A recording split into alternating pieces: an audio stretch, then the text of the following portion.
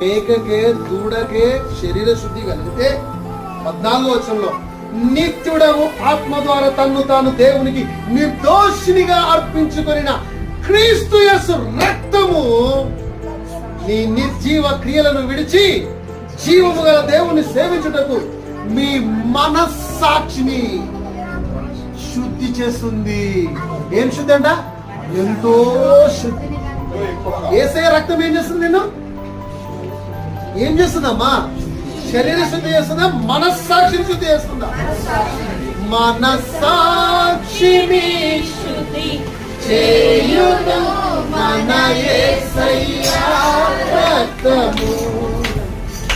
మనస్సాక్షిని శుద్ధి చేయును మన యేసయ్య రక్తము. యేసు రక్తము రక్తము రక్తము.